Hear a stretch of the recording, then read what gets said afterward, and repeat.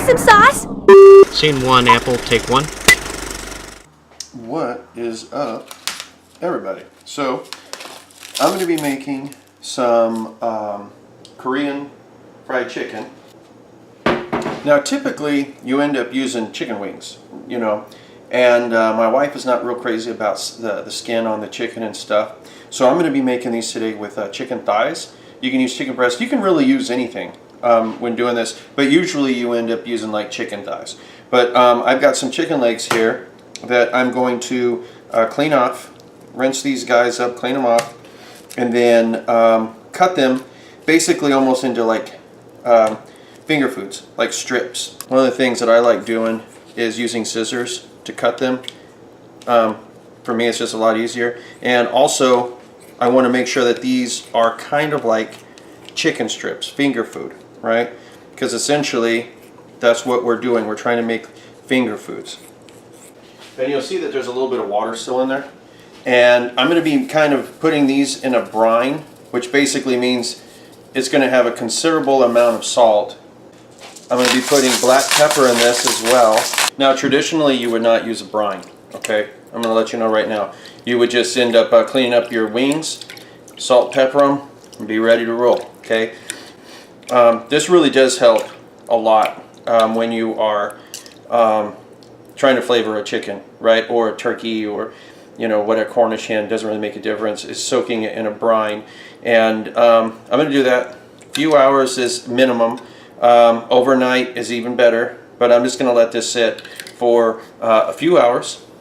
Okay, so let's go ahead and get some stuff ready for our sauce. At least I got a grater here, and I've got an onion, and I'm just going to end up grating this onion. If you want to chop it up into little pieces, you can, but I'm doing this so that way it ends up breaking up and dissolving a little bit better in the sauce. Now, traditionally, you really wouldn't put onions in this.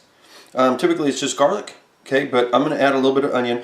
And if you look at the chili paste, they put onion in there. So I'm just going to be adding a little bit more flavor to this. So let's go ahead and get started with the sauce. I've got a small non-stick pan here. And I'm going to be adding a little bit of peanut oil to this. Maybe something like that. You can use any oil that you want. You want to use grapeseed oil, you can. You want to use regular vegetable oil, you can. I'm using peanut oil. And into that peanut oil, I'm going to be putting my grated onion. Now, if you were going to try to do this traditionally, don't do this. You would start with your garlic. But I'm going to cook this, this onion to take a little bit of that onion, harsh onion flavor out, and get a little bit of that sweet onion flavor in. And I'm going to do that by sauteing this a little bit. You don't necessarily have to add the black pepper. So at this point, I'm going to end up putting about the equivalent of maybe 2 cloves of garlic, maybe a little bit more. Okay, so this right here is ginger paste. Don't have to put it, but I'm going to. We're going to be adding a little bit of soy sauce. This is ketchup.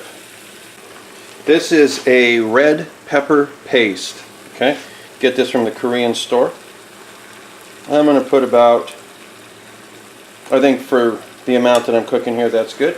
This right here is a rice syrup. Once again, this is, I got this at the Korean supermarket, and we're going to be adding some to this. This is apple cider vinegar, a little bit of regular sugar. Some people will put a strawberry jam in this,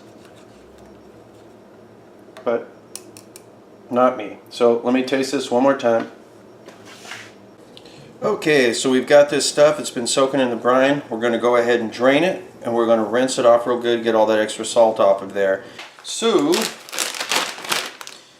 I'm going to move that stuff to the side, and inside a big Ziploc bag I'm going to be pouring some potato starch.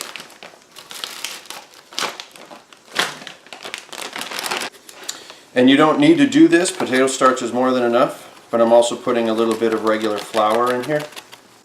Let's go go ahead and close that up and give it a shake. If you want to, you can put a little salt in here, but it's not really necessary because that sauce that we made is going to have more than enough salt on it.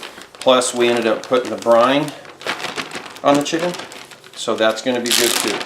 And there's pepper already on the chicken pieces. So I'm going to be taking these pieces out, throwing them in here, and giving this a shake. We'll give it a shake to make sure that all of these get coated in the flour and the potato starch.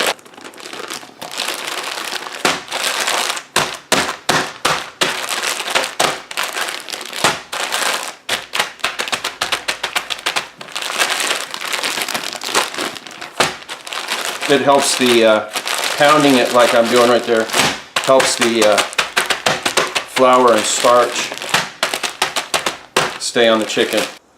Now the reason why the oil looks the way that it does is because earlier today I had fried up some other things that had potato starch on it. That's the only reason why it looks the way that it does. There ain't nothing wrong with it, okay? Let me see if this is, yep, this is hot enough. So I'm just going to go ahead and lay these in here.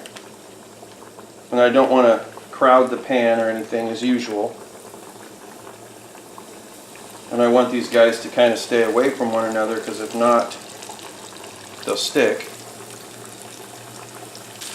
And just like with my French fries, I'm going to be doing double frying. So when these are almost done, I'm going to take them out, let them set, and then I'm going to fry them again, so that way they stay really crispy. Okay, so I'm going to call this good for the first fry. It's more than likely cooked, the chicken, at least 50 to 60% of the way easy. And the residual heat that's currently on here is going to continue cooking that chicken while I put others inside here.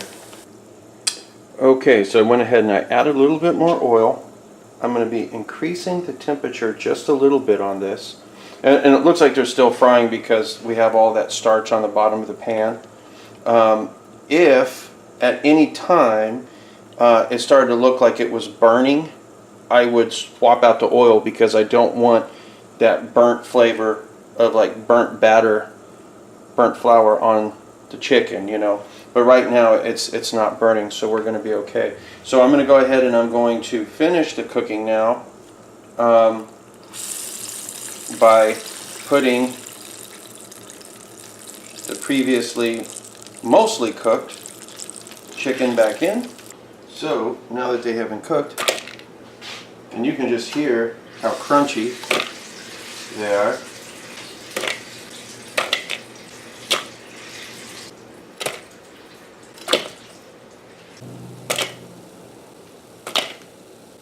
There we go. Listen to that crunchiness. Now we're going to take our sauce and we're going to pour it on here.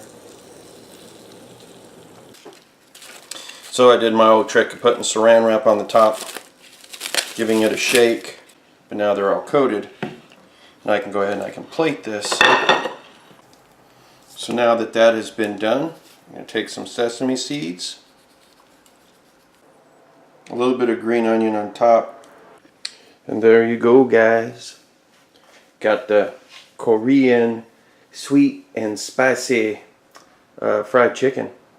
And this is actually quite popular. When you go to places like the Korean market, a lot of times they have their own like little food area, and then a lot of times you'll see this. But like I said, they usually end up using something like chicken wings, right? They don't usually end up using chicken thighs like I did here. But this is going to be just fine. You can eat the whole thing. You don't have to worry about the bones. The one thing that I'll say is you probably want to try to not put a whole lot of sauce on here, because it'll destroy the crispiness that you ended up adding to it earlier. And the sauce is pretty strong, so you don't really need to add a lot. But that is that, guys. If you liked the video, make sure you hit subscribe, make sure you hit like, and check out my other videos. But until next time, I will talk at you later.